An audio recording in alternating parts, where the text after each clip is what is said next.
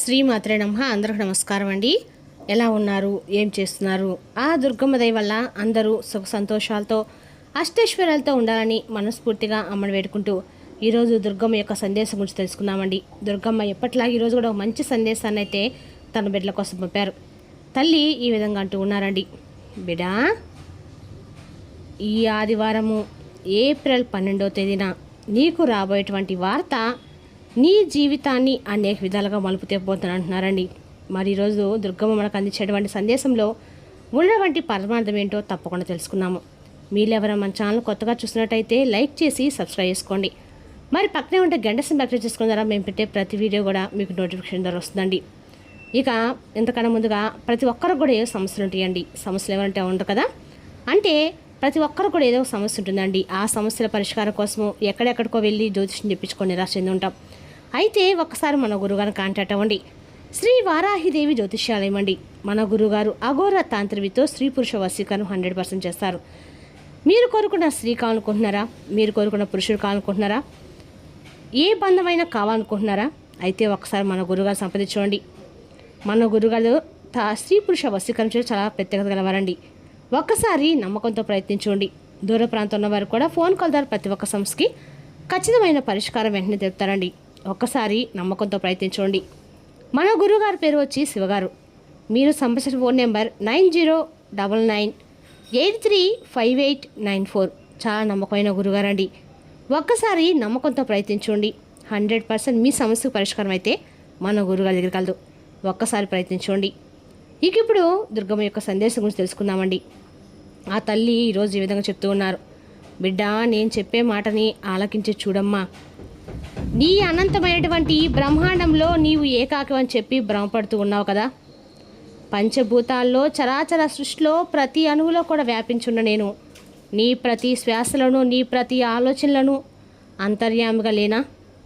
నువ్వు ప్రాణప్రదంగా నమ్మినవారు నీ కష్టసుఖాల్లో నీ ఎడల తోడుంటారని నువ్వు నమ్మినవారు నీ అవసరం తీరగానే నిన్ను అడవిలో విడిచినటువంటి బాటసారిలా కటిక చీకట్లో విడిచిపెట్టి వెళ్ళిపోయి ఉండొచ్చేమో. వారు నిన్ను విస్మరించినందుకు నువ్వు బాధపడుతున్నావు. కానీ గుర్తుంచుకో, మండు టెండలో నీ నీడ కూడా నిన్ను వదిలేస్తుంది, కానీ నేను మాత్రమే నీ వెంటుంటాను. నువ్వు నడిచే ప్రతి అడుగులో నీ పాదముద్రల పక్కన నా పాదముద్రలు ఉంటాయని చెప్పి మర్చిపోవద్దు. లోకం నిన్ను విడిచిపెట్టినా, నీ సొంత వారే నిన్ను వెలివేసినా, నా హృదయం కవటాలు నీ కోసం ఎప్పుడు తెరుచుకునే ఉంటాయి. నువ్వు నా బిడ్డవి. నీ బాధ్యత నాది. నీ రక్షణ, నీ ధర్మం. నువ్వు ఒంటరిగా ఉన్నావని బాధపడవద్దు. నీలో ఉన్నది కూడా నేనే. నువ్వు చేసినటువంటి పాపం ఏమిటని, ఏ తప్పుకు ఏ కఠినమైనటువంటి శిక్షను నేను అనుభవిస్తున్నానో తెలియదని ప్రతిరోజు కూడా బాధపడుతున్నావా? మానవ జన్మ ఎత్తిన ప్రతి జీవి తన పూర్వజన్మల సంచిత కర్మ ఫలితాలను అనుభవించక తప్పదు. ఇప్పుడు నువ్వు అనుభవిస్తున్నటువంటి కష్టాలు, అవమానాలు, నీ కన్నీళ్ళు, నీ మనసును పరిశుద్ధం చేయడానికి నేను ఇస్తున్నటువంటి దివ్యమైన ఆధ్యాత్మిక యజ్ఞం.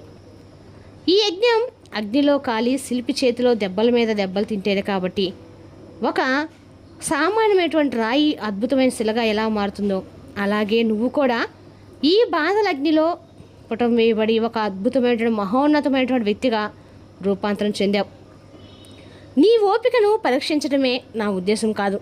నీ ఓర్పు తగిన 10 సుఖాన్ని, శాంతి నీకు ప్రసాదించడమే నా లక్ష్యం. కాబట్టి అధైర్యపడవద్దు. నీ వెనుక సర్వశక్తివంతులమైనటువంటి ఒక శక్తి, ఒక మేరు పర్వతంలా నేను నిలబడి ఉన్నాను. ఈ కర్మఫలం నీలో ఉన్న అహంకారాన్ని కడిగివేసి నిన్ను నా దగ్గరకు చేర్చేలా చేస్తుంది. నువ్వు నీ తెలివితేటలతో, నీకున్న ధర్మబలంతో, నీకున్నటువంటి లోహజ్ఞానంతో నీ సమస్యను పరిష్కరించుకో అని చెప్పి చూసి విఫలమైపోయావు. ఎందుకో తెలుసా? సర్వం కూడా నా ఆధీనంలో ఉన్నప్పుడు నువ్వు నీ సొంత అల్ప ప్రయత్నాలు చేసి విస్మరించావు. నువ్వు ఎప్పుడైతే నా శక్తి ఇంతే, నా వల్ల కావడం లేదు, అంతా కూడా నువ్వే చూసుకో, నువ్వే నా దిక్కు, నువ్వే నా సర్వస్వం అని సంపూర్ణంగా నా పాల దగ్గర ఆర్తిగా వేడుకుంటావో అప్పుడే నీవు నా యొక్క విశ్వాసాన్ని తెలుసుకుంటావు. శరణాగతి అంటే కేవలం నా ముందు తలవంచడం కాదు. నీ బాధల్ని, నీ భయాలను, నీ భవిష్యత్తును నాపై విడిచిపెట్టి నిశ్చితంగా ఉండటమే. అలా చేసిన క్షణమే నీ సమస్యల భారం మొత్తం నా భుజాల మీదకు మారుతుంది. అప్పటి నుండి నీ గెలుపు, నీ బాధ్యత మొత్తం నేను తీసుకుంటాను. నీ సుఖం, నా ఆనందం, నీవు భారంగా మోసినటువంటి ప్రతి భారాన్ని కూడా నా పాదాల చెంత ఉంచు. నేను వాటన్నిటిని కూడా తేలిగ్గా మారుస్తాను. నేను నీ ప్రార్థన వినడం లేదని, నీ మొర ఆలకించకుండా మౌనంగా ఉంటున్నానని చింతిస్తున్నావు కదా. గుర్తుంచుకో, పరీక్ష జరిగే సమయంలో గురువు దైవం ఎప్పుడు మౌనంగానే ఉంటారు, కానీ భగవంతుడి కళ్ళు ఎప్పుడు కూడా తన యొక్క భక్తుల కోసమే పరితపిస్తూ ఉంటాయి. నువ్వు రాత్రిపూట కన్నీళ్లలో తలగడను తడుపుతున్నట్లు ప్రతి చుక్కకు నా దగ్గర లెక్క ఉంది. కాలం పక్వానికి రాకుండా ఏ పండు కూడా తీపిని అందించలేదు. 10 రెట్ల గొప్పది నీకు ఇవ్వాలనేది నా తపన. ఆ శుభ సమయం వచ్చేసరికి నువ్వు నిశ్చితంగా నా నామస్మరణ చేస్తూ ఉండు. ఇక నిశ్చితంగా నువ్వు అలా నిశ్శబ్దంగా చూస్తూ ఉండు. నేను చేసినటువంటి అద్భుతాలు చూసి ఈ లోకం ఆశ్చర్యపోయేటువంటి రోజు అత్యంత దగ్గరలోనే రాబోతుంది. నా మౌనం నీ కోసమే, నా ఆశీస్సు నీ భవిష్యత్తు కోసమే. మౌనంగా ఉండి నేను నీ కోసం నిర్మిస్తున్న సామ్రాజ్యాన్ని గమనిస్తూ ఉండు. ఈ జగత్తు ఒక మాయా ప్రపంచం లాంటిది. ఇక్కడ బంధాలు, అనుబంధాలు అన్ని అవసరాల మీద మాత్రమే, స్వార్థ ప్రయోజనాలు మాత్రమే ఆధారపడి బతుకుతాయి. అవసరం ఉన్నప్పుడు నిన్ను ఆకాశానికి ఎత్తేవారు అవసరం తీరాక నిన్ను అగాధంలోకి నెట్టేస్తారు. కానీ నేను మాత్రం అటువంటి స్వభావం కానే కాదు. నువ్వు కోటీశ్వరుడు అయినా, అత్యంత కటిక దరిద్రంలో ఉన్నా, నువ్వు విజయ శిఖరాల్లో ఉన్న, అపజయాల పాతాళంలో ఉన్నా, నా ప్రేమ, నా ఆప్యాయత నీపై నిరంతరము సముద్రపలలా కురుస్తూనే ఉంటాయి. మనుషుల మాటలకు, వారి వెన్నుపోట్ల కృంగిపోవద్దు. వారు నిన్ను దూరం పెడితే నేను నిన్ను నా హృదయ కమలంలో బంధించి రక్షిస్తూ ఉంటాను. నీవు నాకు కావాలి, నాకు నువ్వు కావాలి. నీ ఆనందమే నా ఆయువు. పట్టు లోకాన్ని నమ్మి మోసపోవద్దు, నన్ను నమ్మి మోక్షం పొందు. ఈ లోకం ఒక నీటి బుడగ, నా ప్రేమ ఒక్కటే శాశ్వతం. నా 2 కళ్ళు నీకు ఎప్పుడు కూడా అనేక రకాల సూచనలు ఇస్తాయి. నువ్వు నాపై చూపే అంచలమైనటువంటి, తిరుగులేటువంటి నమ్మకమే నాకెంతో గొప్ప. అంటే నువ్వు ఇచ్చేటువంటి అన్ని రకాల పూజా ఫలితాల కంటే కూడా గొప్పది. ఇక నువ్వు ఓర్పుతో ఉండు. నువ్వు ఆయుధాలుగా ఓర్పును, సహనాన్ని చేసుకుంటే ఈ అనంత విశ్వంలో నిన్ను ఓడించే శక్తి ఏ దుష్ట శక్తులకు, ఏ శత్రువు కూడా ఉండదు. ఏ కష్టం వచ్చినా, ఏ సమస్య వచ్చినా నాకు అంతా భగవంతుడే ఉన్నాడని చెప్పి అనుకో. తప్పకుండా నీకు మేలు జరుగుతుంది. నీకు అన్యాయం అనేది ఎక్కడా కూడా జరగదు. ఒకవేళ జరిగినా తప్పకుండా దాన్ని కూడా నీకు న్యాయంగానే తీర్చిదిద్దాను. నీ పుణ్య ఫలితం రెట్టింపు అవుతూనే వచ్చేలా చేస్తాను. ఆ ఫలితం దక్కే రోజు నువ్వు పొందేటువంటి సంతోషం వర్ణాతీతంగా ఉంటుంది. నీ జీవితం ఒక నందనవనం కాబోతుంది. ఆ గమ్యం చేరే వరకు ధైర్యంగా నువ్వు ఉండాలి కదా. కాబట్టే నీకు అనేక రకాలుగా ధైర్యం చెప్తూనే ఉంటున్నాను. నువ్వు నీ గదిలో ఒంటరిగా ఏడుస్తున్నప్పుడు నీకు తెలియకుండానే నీ పక్కన అలా కూర్చొని నీ కన్నీళ్ళు తుడిచి నీ తల నిముడుతూ ఉంది నేనే. నువ్వు నడుస్తున్నటువంటి దారిలో నీకు తెలియనటువంటి ఎన్నో ఆపదలు రాబోతూ ఉన్నాయి. ఎందరో కుతంత్రాలు పన్నుతున్నారు. వాటన్నిటి నుండి నిన్ను కాపాడుకుంటూ ఉన్నది నా అదృశ్య హస్తమే. నీ దారిలో ముళ్ళున్నా అవి నీ పాదాలకు ఎక్కడా కూడా గుచ్చుకోకుండా నా హస్తాల్ని నీ పాదాల కింద అలా పరుస్తూ ఉన్నాను. నీ వెనుక ఈ తల్లి ఉంది, నడిపిస్తూ ఉంటుంది. నువ్వు నన్ను గమనించడం లేదు. నీకు వచ్చే ఆపద నేను నా మీదకు తీసుకుంటున్నాను. ఇక నువ్వు నా ముద్దుల బిడ్డవి. నీకు ఎటువంటి హాని జరగకుండా చూసుకోవడమే నా భారం. నా నామమే నీకు శ్రీరామరక్ష. ఈ విషయాన్ని నువ్వు సర్వదా గుర్తుపెట్టుకో. అపహారమైనటువంటి కన్నుతో నేను నిన్ను ఎప్పుడు కూడా చూస్తుంటాను. నీ హృదయాన్ని ఒక నిర్మలమైనటువంటి దేవాలయంగా మార్చుకో. అక్కడ నేను శాశ్వతంగా కొలువు తీరి ఉంటాను. ద్వేషాన్ని, అసూయని, పగను విడిచిపెట్టు. అవి నీలో ఉన్నప్పుడు నిన్ను మరింత ఎక్కువగా బాధిస్తూ ఉంటాయి. ఎప్పుడైతే నీవు అందరినీ సమానంగా ప్రేమిస్తావో అప్పుడే నీవు నన్ను పూర్తిగా అర్థం చేసుకుంటావు. నీలోనే నేను ఉన్నప్పుడు మరి ఈ ప్రపంచంతో నీకేంటి పని?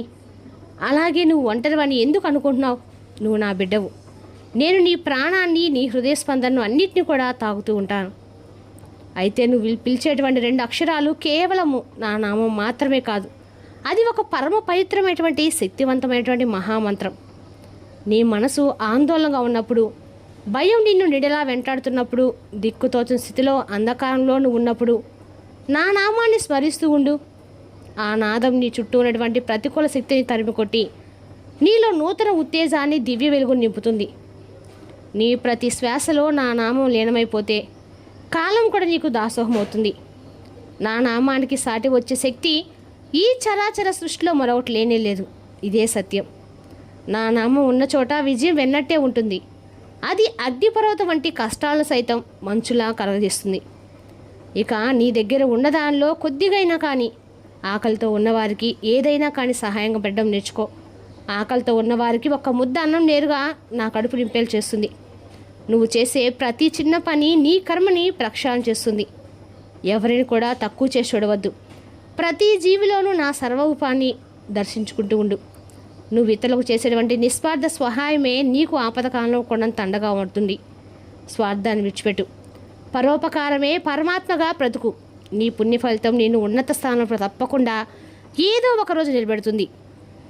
నీ చేతి ద్వారా 10 మందికి మేలు జరిగితే నా హృదయం ఎంతో సంతోషిస్తుంది. నీ సంపాదనలో భాగం పేదలకు కొంచెమైనా ఇవ్వు. అది నీ సంపాదనను 10 రెట్లు పెంచేలా చేస్తుంది. నీ ఇంట్లో ప్రశాంత లేదని మనస్పర్ధలతో గొడవలతో సతమతమైపోతున్నామని బాధపడవద్దు. త్వరలోనే నీ ఇంట్లో సంతోషం వెలిగించేలా చేస్తాను. నీ కుటుంబ సభ్యుల మనసుల్ని మార్చే బాధ్యత నాది. నీ ఇల్లు మరలా నవ్వులతో సుఖశాంతులతో నిండిపోయేలా చేస్తాను. నేను నీ ఇంటి పెద్దగా ఉండి అంతా చక్కబెడతాను. ఇది నా వాగ్దానం. ఇక నేను మాట తప్పను. నీ గడపను నా రక్షణ ఎప్పుడూ ఉంటుంది. ఇక కలత చెందవద్దు. నీ ఇంటి దీపం నేనే. అది ఎన్నటికీ ఆరిపోకుండా చూసుకుంటాను. శరీరానికి వచ్చేటువంటి వ్యాధుల కంటే మనసుకు పట్టేటువంటి భయం అనే వ్యాధి చాలా ప్రమాదకరంగా ఉంటుంది. నీ అనారోగ్యం గురించి, నీ ఆరోగ్యం క్షీణిస్తుందని దిగులు చెందవద్దు. తప్పకుండా నా యొక్క సంపూర్ణమైనటువంటి విశ్వాసాలతో నీ నుదుట విభూతిని కుంకుమని ధరించు. నీ శరీరంలో ప్రతి అణువు శక్తితో నింపేలా చేస్తాను. వైద్యులకి అందని రోగాలను కూడా నా కృపతో మాయం చేస్తాను. నువ్వు సంపూర్ణ ఆరోగ్యవంతులుగా మారి లోక కళ్యాణం కోసము నా సేవలో నిమగ్నం అవ్వాలి. నీ దేహాన్ని జాగ్రత్తగా చూసుకో. ఎందుకంటే అది నేను నివసించేటువంటి దేవాలయం కాబట్టి ఆరోగ్యం పట్ల శ్రద్ధ వహించు. నేను నీకు తోడుగా ఉంటాను. అంతేకాదు, నన్ను నమ్మిన వారు ఎవ్వరు కూడా మధ్యలో ఆగిపోలేదు. నా పాదాలు పట్టుకున్న వారు ఎన్నడూ కూడా రెడ్డిపోలేదు. ఒక తల్లి తన బిడ్డని ఆపదలో ఏ విధంగా అయితే కాపాడుకుంటుందో అంతకంటే 1000 రెట్లు జాగ్రత్తగా నేను నిన్ను నా కరుణతో కాపాడుకుంటూ వస్తున్నాను. లోకం నిన్ను నమ్మకపోయినా, నీ వాళ్ళు నిన్ను నమ్మకపోయినా అస్సలు పర్వాలేదు. నీకు మాత్రం నా మీద భక్తి ఉంటే చాలు. ఆ భక్తి నీకు కొండంత ధైర్యాన్ని ఇస్తుంది. నీ నమ్మకమే నీకు శ్రీరామ రక్ష అవుతుంది. నేను విజయ తిరలకు చేర్చేలు చేస్తుంది. అనుమానాన్ని విడిచి, అవమానాన్ని విడిచి అనురాగంతో నా పాదాలు తప్పకుండా ఆశ్రయించు అని దుర్గమ్మ ఈరోజు సందేశంతో చెప్పారండి. రేపు మరో చక్కటి సందేశంతో మళ్ళీ కలుద్దాం. సర్వే జన సుఖినో భవంతు.